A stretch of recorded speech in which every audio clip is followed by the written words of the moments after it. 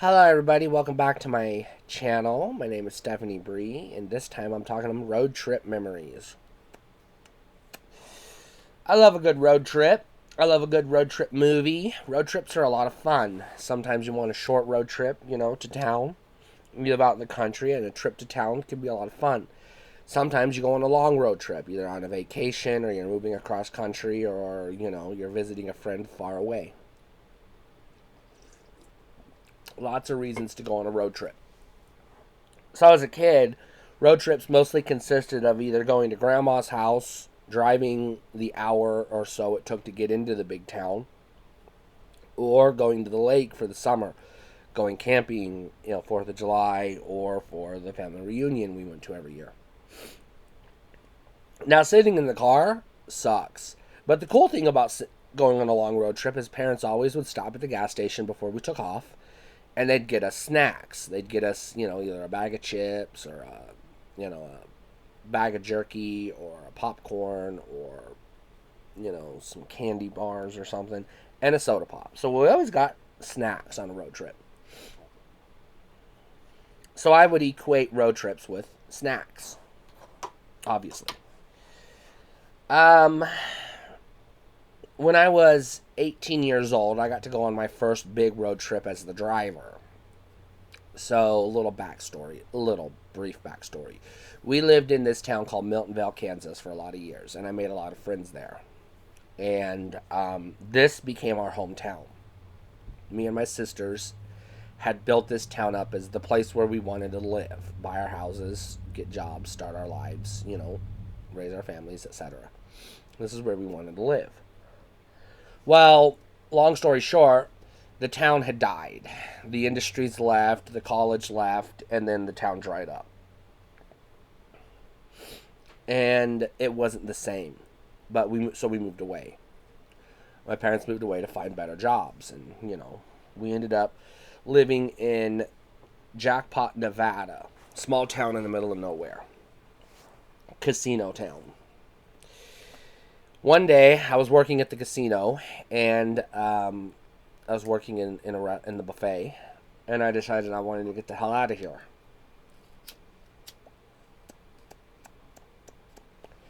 So me and my sister made a plan with her boyfriend at the time. We were all three going to quit our jobs and get in our cars and drive to Kansas, and we were going to start new lives in Miltonville. Well, the guy decided, he said, you guys go on ahead. I'll tie things up here and I'll catch up with you.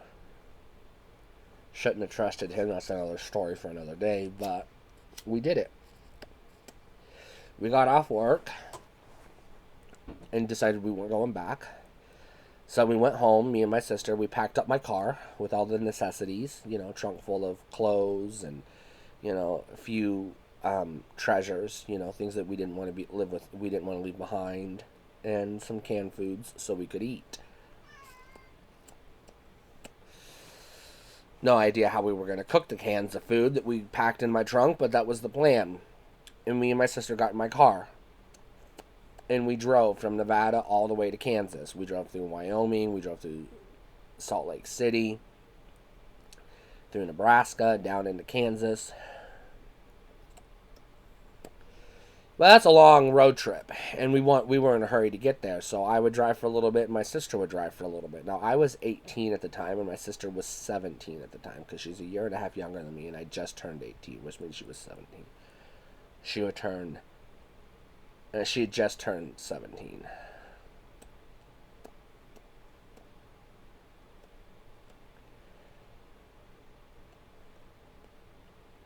Or maybe she was 16. I don't remember. But I knew I was 18. I know I was 18. No, this was just before I turned 18, so I was 17. I was 17. She would have been 16. So we were running away from home. No, I was 18 because I dropped out of school. So I guess I was going on 19 at the time. I was 18 at the time, and I was about to turn 19. Okay. That's right. Because this was the summer of 2001. So, here's the thing. However old we were isn't important. As is important is the fact that my sister did not have a driver's license, so she shouldn't have been driving. She drove all the way through Wyoming, the whole state. I slept in the back seat of the car while she drove on the highway, on the freeway, the interstate highway. Then we got to Kansas, and I was driving. It was late at night, and a cop pulled us over. And I'm not going to tell the story, but basically, my parents had already called ahead and said that we had these two teenage runaways, and they were on their way to this town. Because they knew where we were going, because they knew us. And the cop just pulled us over to make sure we were okay. And, I told him my uncle lived in town. He's like, why are you going to this town? I said, my uncle lived there, blah, blah, blah. He knew my uncle, so he let us go. Just before we got to town, my car ran out of gas. So we're sitting on the side of the road. All the gas stations are closed because this is rural, small-town Kansas. This was at a time where Kansas gas stations, these small-town gas stations, still didn't have those credit card readers, and I didn't have a credit card even if they did. This was back in the days of cash. So we were stuck on the side of the road at 2 o'clock in the morning. Nowhere to go. Fortunately for us, this kid drove by in his pickup truck. He was leaving his girlfriend's house for the night on his way back home, and he spotted us, and he gave us a ride into town and let us sleep on his couch till the next morning. We went back, put gas in the car, and we did our best to make it that summer, but we ended up failing. Two kids with no plan. And so we ended up having to drive all the way back to Nevada and back in with our parents, which really sucked. But it was a fun experience. It was a good road trip, A few years later, I was moving from Nevada to Salina, Kansas. We all were, my family, we were moving together. And we packed up, and this time I had my own car. My sister was married, and her husband had a car, and she had her license now.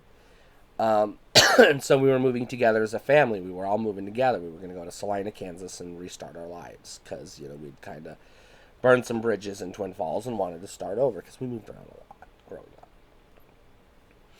This time I was prepared. This time I had an iPod, and my cat is begging for attention, so I got to give him some attention or shove him away. So I got an iPod, and I was able to listen to music the whole road trip, and this made it even more fun. Now I had music. Up to this point, all I had was a handful of cassette tapes to listen to, and they're fine, but after a while, you run out of songs you can listen to on a cassette because they don't have that much room on them, and radio sucks when you're on a road trip because you'll be in the middle of a song, and then you get static because you drove too far away from the antenna. The next time I would make that trip, I was living in Salina, Kansas, and one of our friends from Twin Falls was dying of cancer. He was only 15 years old. So me and my sister decided this time, instead of driving all that distance, this is my youngest sister because it was his friend, we took a bus. We took a Greyhound bus. And I was prepared. I had my iPod.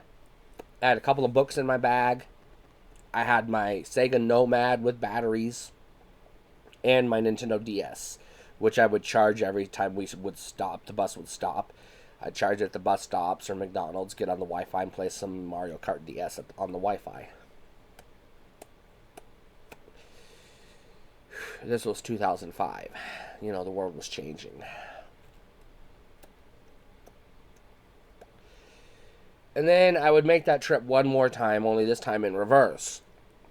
I had ended up moving back to Nevada, and I decided I wanted to move. I was living in Jackpot again, and I wanted to move to Nebraska, where my sister had ended up.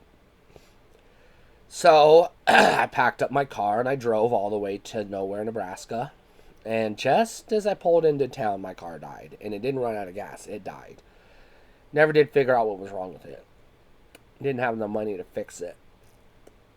So I had to junk the car. Spent the summer looking for jobs, which was hard to do without a car. because we were out in the country. We were in a small town of 80 people, no stores, no businesses. And we were like 10 miles away from the next town, which was also a small town that just had a few businesses. So jobs were scarce. So I ended up driving all the way back to, or taking a bus this time, back to Twin Falls. And my parents picked me up at the bus stop, and I moved back in with my parents again.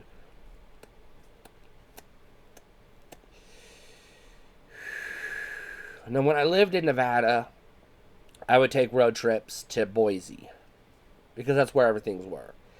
But Boise was a 3-hour drive from Jackpot. So to get there, you had to drive. So I would take road trips to Boise every few weeks, every couple months or so.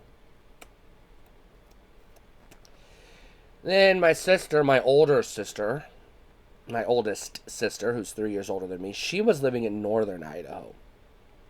And she invited me to come stay with her because I was out of work, again, in between jobs. And she thought she could get me a job where she lived. So she offered me a bedroom to sleep in and, invited me up there. So I took a road trip north. This time I was driving through the mountains. Took a road trip through the mountains, went over to Boise, went straight up through, I drove through Moscow, Idaho, and I ended up in Coeur d'Alene. That's where my sister was at the time.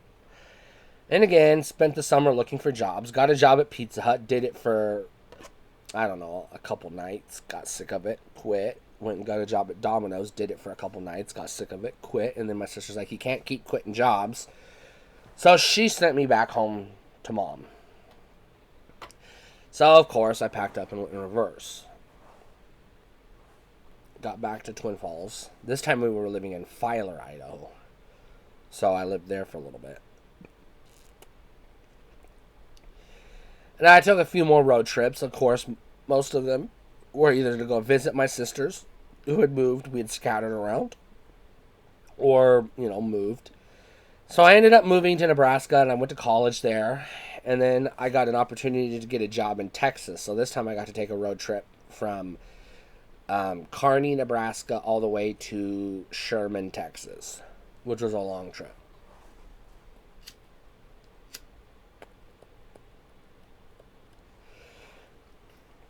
When I was in Nebraska, Texas, my uncle died. So, me and my sister packed up my car, her car actually, and we drove to Kansas for the funeral and drove back home in the same weekend. We left on Friday and we got back by Monday. The next road trip I would take was a family vacation. We all met in Wichita, Kansas, and we got to go see the sights of Wichita, Kansas. When I was working for the newspaper and I decided I was ready to start transitioning, I quit my job, packed up my car, sold everything I owned, abandoned a lot of stuff in the apartment, and I drove to Nevada again because that's where my parents were living. The plan was to get a job at the TV station in Twin Falls. I was really excited for that. They had an opening, and I thought, I've got some experience as a journalist. They'll hire me. They didn't, and then I was stuck looking for a job again. I worked a couple of odd jobs and then decided I didn't want to do this, so I went back to Texas and got a job at another newspaper. Did that for a couple of years. Then I didn't take any more road trips until this past summer. I took my biggest one of my life. I was moving from Dallas, Texas, back to Twin Falls. And this one I took 3 days. I could have done it in a day and a half, but I decided to take my time because it was 117 degrees out this summer. And I had my cat with me, and it was too hot. I didn't have any air conditioning, and I didn't have a driver's side window, so it was just too damn hot. So we had to stop every night to get a motel room. So we took our time. In the middle of nowhere, literally nowhere, some dinky little town of 100 people or so, my car broke down again in Wyoming. This time it turns out it was the battery. So a cop pulled up to my broken down car and he helped me get a battery in my car, which was nice of him. got me back on the road, and I made it to Twin Falls. That would have been my last road trip, except Twin Falls it's not a small town. It's about 50,000 people, give or take. But their Planned Parenthood didn't have appointments to get me back on my HRT. So I had to make an appointment in Boise. So I had to make a day trip to Boise to get back on my hormones. Which is, you'll notice I'm clean shaven now. It's because I'm back on hormones now.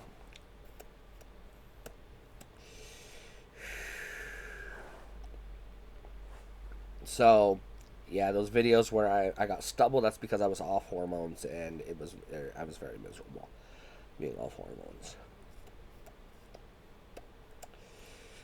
And that was most of the road trips I took over the years. Now, when I take a road trip, I have a standard road trip package. I always have a bag of jerky, a bag of salty snacks, usually, chips or pretzels or something to nibble on while I drive, Cheetos or something. Cheetos are a bad idea when you're driving, by the way. I always have, a bag full of sodas to drink, Rock Stars or Mountain Dew Code Reds or something, a cooler to keep them in, keep some sandwiches and stuff in. And I hit the road, and I always have my, usually my iPod, but lately it's Spotify. So I always make sure I have music to listen to. Or, in some cases, podcasts for a long road trip.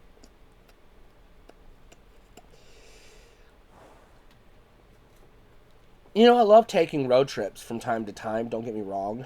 But now, as I'm getting older, I just don't want to be in the car all the time. I don't want a job where I have to be in my car, or I have to drive long distances, and I'm not ready to move again. I just want to settle for a little bit. So I think I'm road tripped out at this point in life, for the time being. So, what are some of your favorite things to do when you take a road trip? What's the furthest trip you've ever driven in one sitting? Um, One time when I was driving to Kansas, I drove 24 hours straight. I was just full of soda pop and sugar, and I just drove 24 hours straight, which do not do, by the way. But yeah, let me know in the comments, what are some of your favorite road trip memories? What are your favorite destinations, and what are some of the things you like to take with you on a road trip? Stay cool.